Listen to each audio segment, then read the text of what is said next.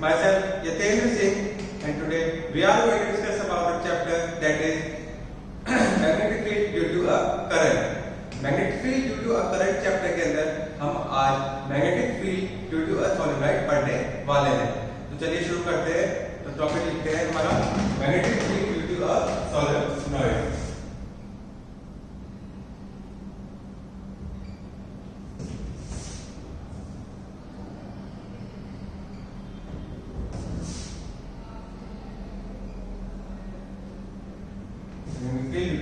Solenoid. अब topic पे आने से पहले बात करते हैं कि सोलेनॉइड होता क्या है। तो जैसे कि एक पाइप कंसीडर कर लीजिए, कोई पाइप है एल लेंथ का, उसके अराउंड मैंने एक वायर रैप कर दिया है, कुछ टर्न्स लगा दिए। तो उसका डायग्राम कुछ ऐसे होगा। इस पाइप के अराउंड मैंने वायर रैप कर दिया है सर्कुलर टर्न्स में, तो कुछ ऐसे डायग्राम होगा। तो इसी स्ट्रक्चर को हम सोलेनॉइड कहते हैं। इसी स्ट्रक्चर को हम सोलेनॉइड कहते हैं। तो सर्कुलर शेप में जब टर्म्स लगा दी जाती है किसी पाइप के अंदर, उसी शेप को कहा जाता है सोलेनॉइड। तो क्या ये शेप हेलिक्स शेप भी है? हमारी हेलिक्स शेप कुछ इस तरीके से होती है। तो हमारा सोलेनॉइड होता है वो एक हेलिक्स शेप का होता है। जैसे कि आपको पता है हेलिक्स शेप हमारी कुछ इस तरीके से होती है।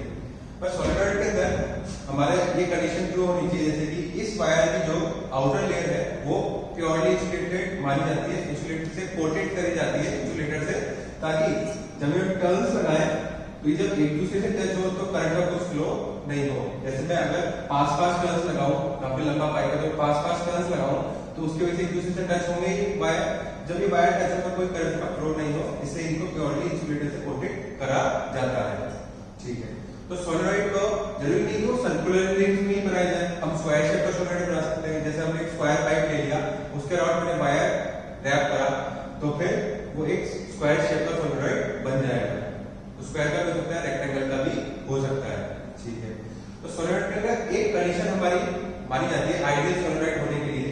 जैसे कि मैंने यहाँ पे एक सर्कुलर सोलेनॉइड बनाया है, तो ये जो सर्कल बनेगा वायर का, इसका जो रेडियस होगा, जैसे इस पाइप का जो रेडियस होगा वही इसका लगभग इस वायर का रेडियस होगा। तो इस वायर का रेडियस जो है वो काफी छोटा होना चाहिए इस पाइप की लेंथ से, तो उसे आइडियल सोलेनॉइड कंसीडर करा जाता है। क्या इस वायर के इस रिंग का जो रेडियस है, तो पहली सर्कुलर रिंग बनेगी, फिर दूसरी, फिर तीसरी, ऐसी बहुत सारी रिंग बनेगी, उनका जो रेडियस होगा उसके लेंथ से काफी ज्यादा छोटा होना चाहिए आइडियल सोलेनॉइड होने के लिए। ये हमने कंडीशन है, कि हमारी कंडीशन है आइडियल सोलेनॉइड के लिए, हमारी कंडीशन है आइडियल सोलेनॉइड के लिए। ठीक है। आज हम मैग्नेटिक फील्ड कैलकुलेट करेंगे इस सोलेनॉइड के अंदर वाले पॉइंट के लिए, बाहर के लिए और अंदर के लिए कैलकुलेट करेंगे। तो चलिए शुरू करते हैं। जैसे कि आपको मैंने बोला कि इस रिंग में मतलब क्या है, जो हम जब रैप कर रहे हैं इसको वायर से, तो क्या ये रिंग बन रही है? ऐसी डिफरेंट रिंग जब एक साथ कंबाइन कर दी जाए, उनका कॉम्बिनेशन बनाया जाए, मतलब एक साथ सिचुएट कर दिया जाए, तो वही क्या सोलेनॉइड बन जाता है? हाँ, बन जाता है। तो कॉम्बिनेशन ऑफ रिंग्स को ही हम सोलेनॉइड कहते हैं। तो मैं एक रिंग की वजह से मैग्नेटिक फील्ड कैलकुलेट कर देता हूँ, उसी की हेल्प से पूरे सोलेनॉइड का मैग्नेटिक फील्ड कैलकुलेट करने की कोशिश करता हूँ। चलिए शुरू करते हैं। इससे पहले हमने रिंग की वजह से मैग्नेटिक फील्ड कैलकुलेट करी थी और उसके अंदर मैग्नेटिक फील्ड लेंथ कैसे बनती है ये भी देखा था, तो उसी को हम यहाँ पे यूज करेंगे। तो एक रिंग कंसीडर कर ली मैंने, उसको मैं बना रहा हूँ। तो डॉटेड लाइन है वो इनसाइड द प्लेन जा रही है और जो डार्क लाइन है वो आउटसाइड द प्लेन हमारी जा रही है। उसमें करंट इस डायरेक्शन में आई करंट फ्लो हो रहा है। ठीक है। अब राइट हैंड रूल से हम जैसे करंट के डायरेक्शन में अपने फिंगर्स कर्ल करेंगे, तो अब हमको मैग्नेटिक फील्ड का डायरेक्शन देगा, मैग्नेटिक फील्ड का डायरेक्शन देगा। तो मैग्नेटिक फील्ड की डायरेक्शन इस तरफ होगी। तो उसको बनाते हैं। तो हमारी मैग्नेटिक फील्ड कुछ इस तरीके से बनेगी, एक रिंग के अंदर जिसके अंदर करंट फ्लो हो रहा है वो इस तरीके से बनेगी, कुछ इस तरीके से बनेगी। अब ऐसे एक और लिंक ले लेता हूँ, वो एक शेप उसको मैं पुट कर रहा हूँ इस रिंग के, और सेम अमाउंट ऑफ करंट में उसमें फ्लो कर रहा हूँ। तो क्या उसकी मैग्नेटिक फील्ड लाइन कुछ इस तरीके से बनेगी? ड्रॉ करते हैं।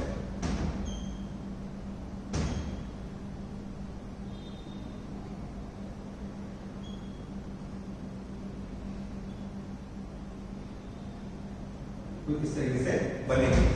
तो मैंने इस रिंग को कोएक्सियली पुट कर दिया है, तो इन दोनों की जो नेगेटिव फील्ड लाइन है वो सेंटर की तरफ जो है वो एक ही डायरेक्शन में लग रही है, और ऊपर की तरफ जो वाली फील्ड लाइन है वो अपोजिट डायरेक्शन में लग रही है। क्या हम ऑब्जर्व कर पा रहे हैं?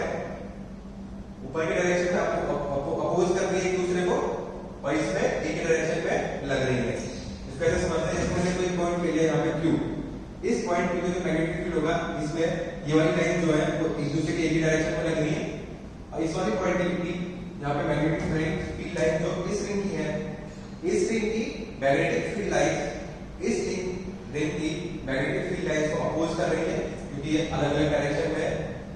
अब इन दोनों के कॉम्बिनेशन का एक रिजल्टेंट डायग्राम बनाते हैं, जिसके अंदर दोनों की मैग्नेटिक फील्ड का रिजल्टेंट हम निकालेंगे। तो कुछ ऐसे बनेगा, देखो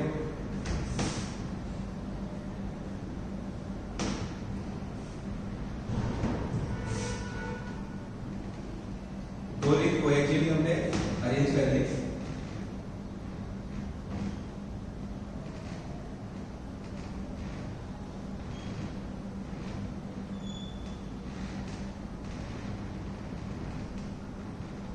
दूरी हमने कोएक्सियली अरेंज करेंगे, तो बीच वाली लाइन तो सेम डायरेक्शन में, टू की डायरेक्शन सेम रहेगी, और ऊपर वाली लाइन एक दूसरे को कैंसिल आउट कर रही है, जैसे कि हम देख रहे हैं।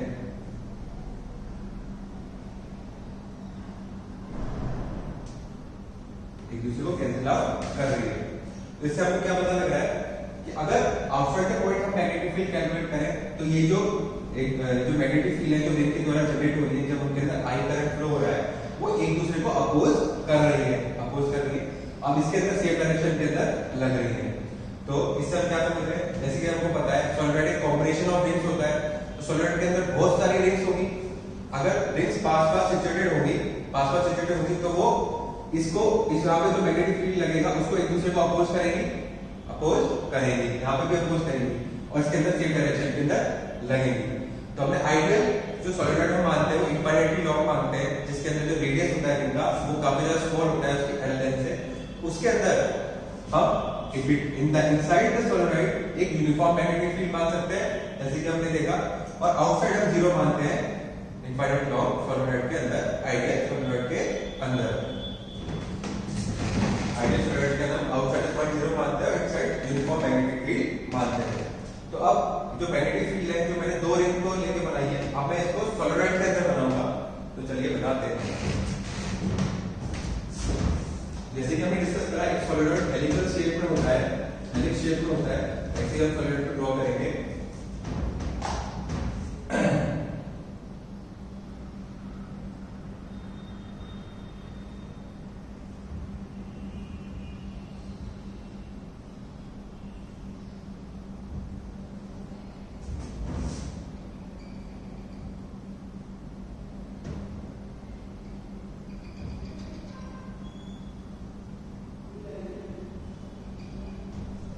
ये है हमारा कुछ सॉलिनॉइड।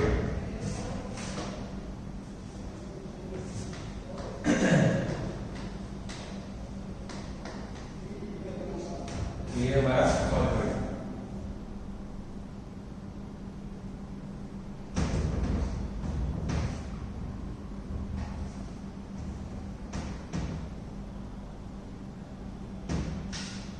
हमारा तो सॉलिनॉइड ऐसे हुआ। अब इसके अंदर मैं मैग्नेटिक फील्ड लाइंस बनाता हूं, जो बाहर की तरफ मैग्नेटिक फील्ड लाइंस रिंग के द्वारा एक दूसरे को अपोज करेंगी। इनसाइड वाली सेम डायरेक्शन में होगी, जैसे कि हमने अभी डिस्कस करा, दो रिंग का स्ट्रक्चर को ऑब्जर्व करके। जैसे जब बहुत सारी रिंग्स आ जाएंगी तो उनके में वही फिनोमेना फॉलो होगा। तो इस तरीके से मैग्नेटिक फील्ड लाइंस होंगी।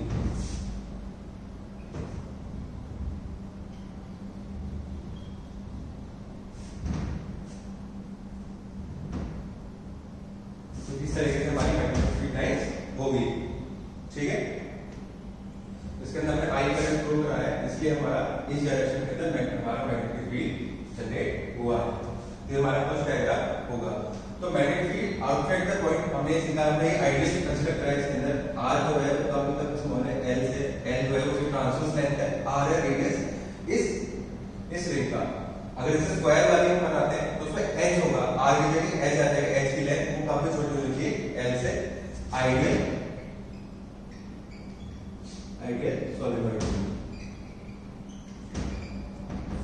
सॉलिडॉइड के लिए, ठीक है।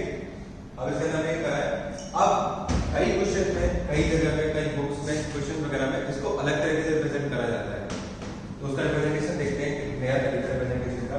जैसे कि हमने करंट इसके अंदर इस डायरेक्शन में फ्लो कराया है, तो करंट यहाँ पे आउटसाइड का प्लेन आ रहा है, जैसे कि हमने डार्क वाली लाइन दिया वो आउटसाइड का प्लेन आती हुई मानी है, और डेश वाली हमारी इनसाइड का प्लेन जा रही है। तो करंट आउटसाइड का प्लेन आ रहा है और फिर इनसाइड का प्लेन जा रहा है, यहाँ पे फिर आउटसाइड का प्लेन आ रहा है, फिर इनसाइड का प्लेन जा रहा है। जैसे कि हम जानते हैं जब इनसाइड का प्लेन को डॉट से रिप्रेजेंट करते हैं और आउटसाइड को क्रॉस से रिप्रेजेंट करते हैं, तो इस करंट के फ्लो को हम डॉट और क्रॉस से रिप्रेजेंट करेंगे। तो कुछ इस तरीके से रिप्रेजेंटेशन हो जाएगा।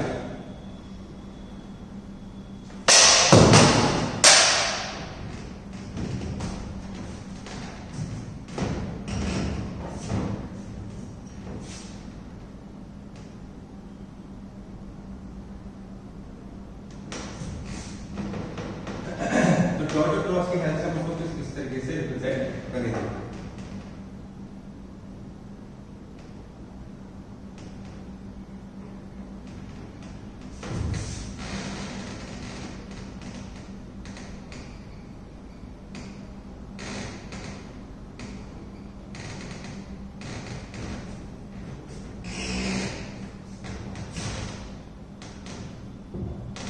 तो हमारा तो इस तरीके से रिप्रेजेंट हो जाएगा। करंट इसमें आउटसाइड का प्लेन आ रहा है, फिर इनसाइड का प्लेन जा रहा है, फिर आउटसाइड का प्लेन आ रहा है, फिर इनसाइड का प्लेन जा रहा है। तो उसको हम कुछ इस तरीके से रिप्रेजेंट करते हैं सॉलिडॉइड का करंट फ्लो की डायरेक्शन के हेल्प से, डॉट और क्रॉस की मदद से।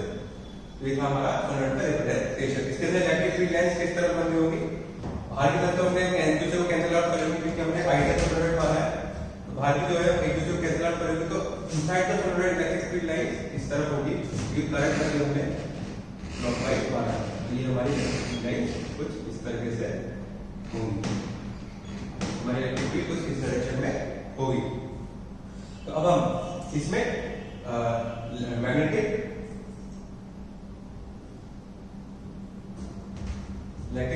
फील्ड लाइंस, हमारी मैग्नेटिक फील्ड लाइंस इस तरह होगी, राइट हैंड हम उनसे हमने कैलकुलेट करा तो इस तरह हमारी मैग्नेटिक फील्ड लाइंस होंगी। तो अब हम कैलकुलेट करते हैं इसकी magnetic field lines ampere circuit law use करके। तो आप एम्पियर सर्किट लॉ लगाने के लिए एक लूप कंसीडर कर लेते हैं, एक स्क्वायर लूप कंसीडर कर लेते हैं जो कि इस तरीके से सिचुएटेड है, इस तरीके से सिचुएटेड है। उसका हम नेम कर लेते हैं P Q R और S। ये हमारा स्क्वायर लूप है और इसकी लेंथ है हमारी L लेंथ हमको दे रखी है, इसकी L लेंथ। तो हमने लूप मान लिया।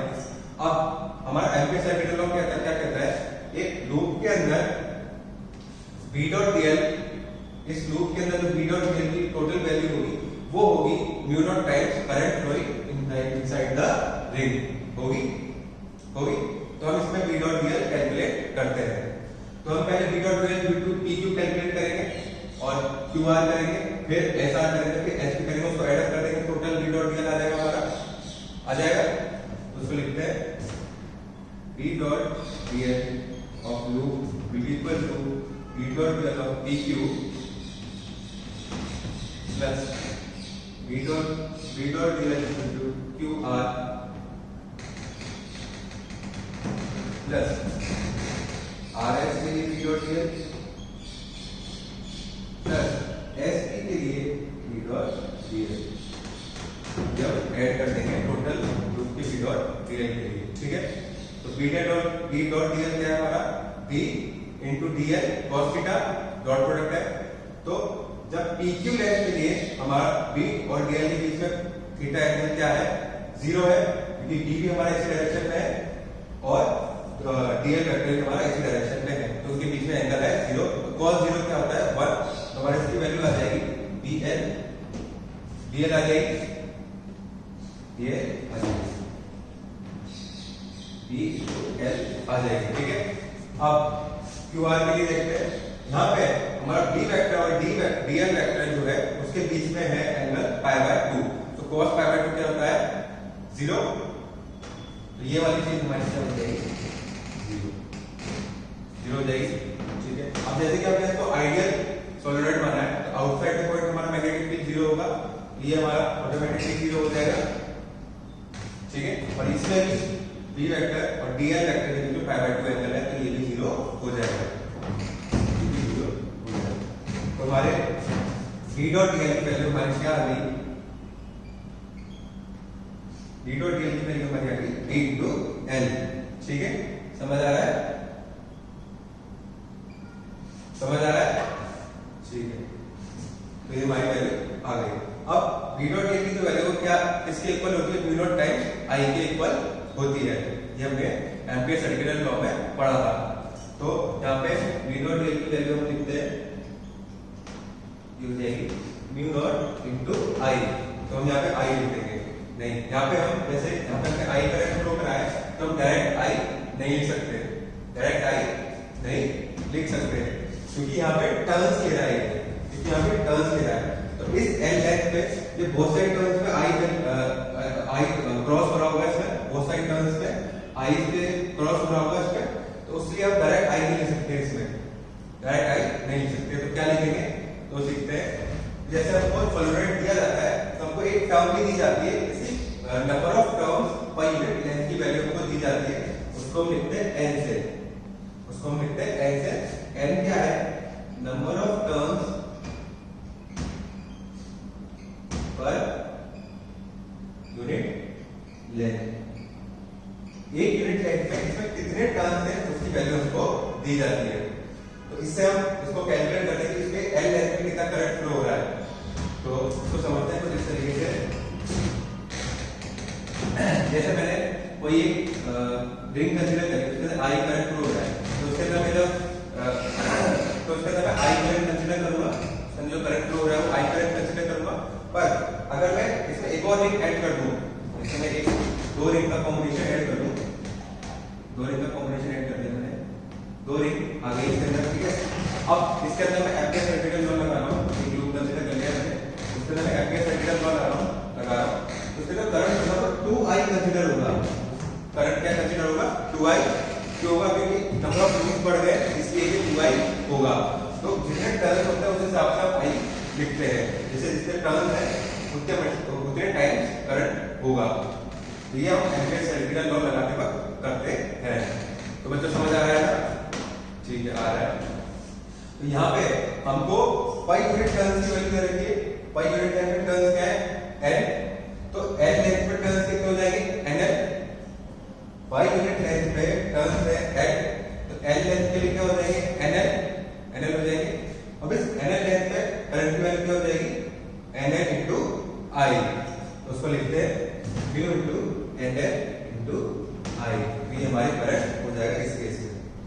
वो तो समझ आ रहा है ना, NL into I, I हमने इसमें करंट फ्लो होता हुआ माना है, ठीक है।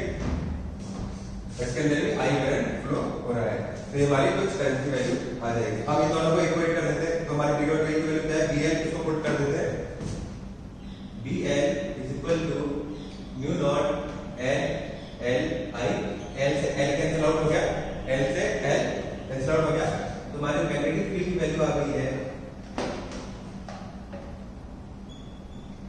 वैल्यू आ गई mu naught N into I, ये हमारे मैग्नेटिक फील्ड की वैल्यू आ गई है।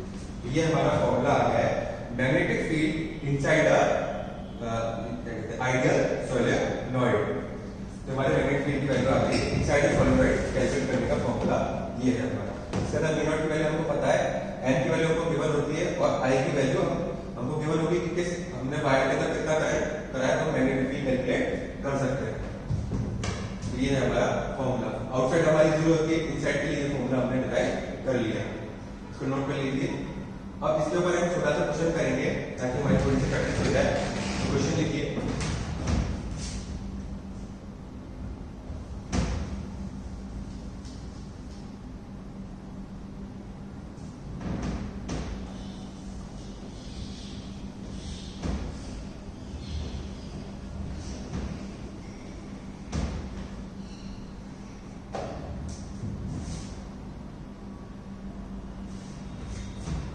एग्जाम्पल करते हैं।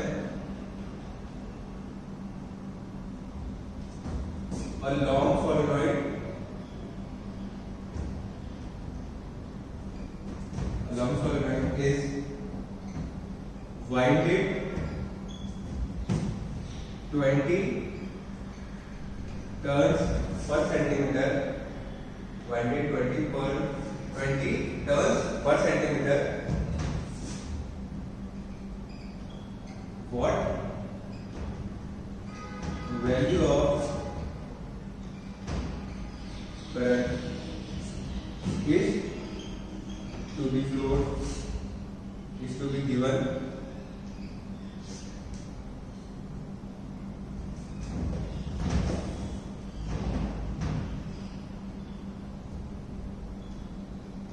such that 20 milli Tesla magnetic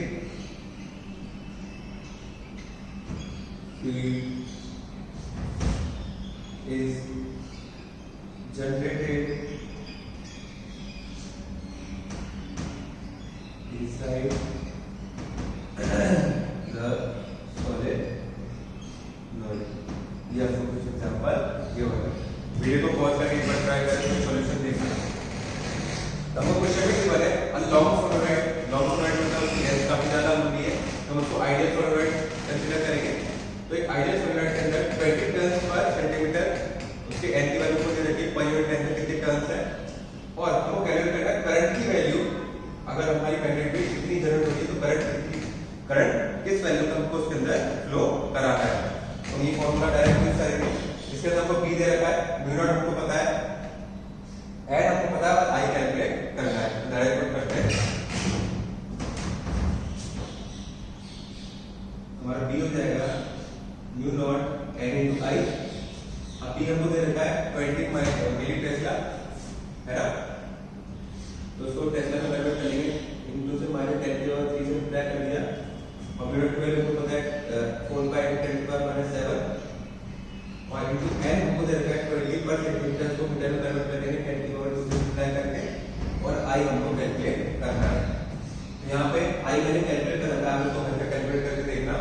आई हमारा आएगा 8 एम्पीयर, ये हमारा आंसर आ जाएगा। 8 एम्पीयर का करंट हम वायर में फ्लो करेंगे, तब इस वैल्यू की हमारा मैग्नेटिक फील्ड जनरेट होगा। ये था हमारा magnetic field due to earth solenoid topic के बारे में। तो उम्मीद करता हूँ आपको ये टॉपिक समझ आ गया होगा। अगले क्लास में मिलते हैं नए टॉपिक के साथ। Thank you students.